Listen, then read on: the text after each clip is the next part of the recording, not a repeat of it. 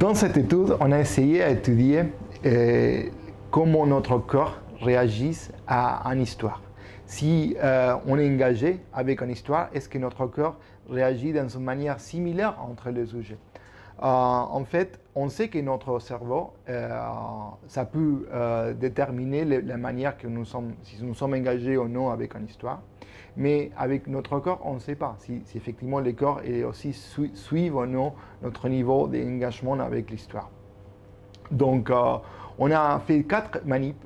En chaque manip, on a essayé à répondre à une question différente. Dans la première manip, la question c'était si les personnes qui écoutent une histoire, une audio-histoire de Jules Verne, les battements cardiaques augmentent et diminuent dans le même moment. Et effectivement, on a trouvé ça, que si on écoute une histoire et nous sommes attentifs à cette histoire, notre corps va accélérer ou désaccélérer en simultané, en même temps entre les sujets. Et dans la deuxième étude, on a montré qu'effectivement, cette synchronisation entre les sujets dans les battements cardiaques, ça reflète en fait l'attention que le sujet prend sur l'histoire.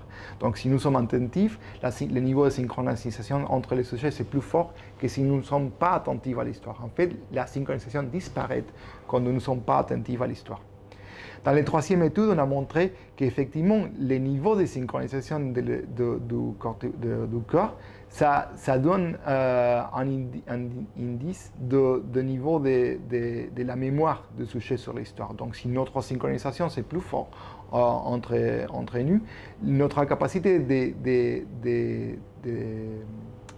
mémoriser l'histoire, c'est plus fort. Donc, on a beaucoup plus de mémoire si on réagit avec l'histoire de la même manière entre les sujets.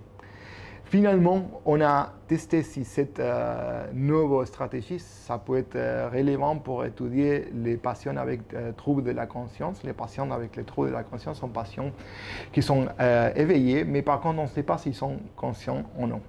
Donc, les choses qu'on fait, c'est qu'on a montré les mêmes histoires avec pour les patients que pour les sujets sans.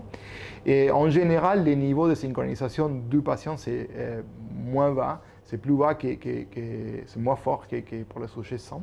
Mais par contre, quand on trouve un patient en particulier qui montre un niveau de synchronisation important, on a démontré que ce niveau de synchronisation, ça peut être prédictif de la récupération de la conscience plus tard pour cette patient. Donc ça nous ouvre la porte pour faire de nouvelles études, de développer de nouveaux outils pour évaluer l'état de conscience avec les patients, pour les patients. Et cet outil, nouveau outil, c'est intéressant parce que c'est un outil très facile à implémenter. Ça peut être implémenté n'importe où, même dans un hôpital très, très simple, qui n'a pas d'accès à des systèmes chers et complexes comme l'électroencéphalographie ou la résonance magnétique. Donc ça nous ouvre des possibilités très, très intéressantes au futur qu'on va continuer à étudier dans les prochaines années.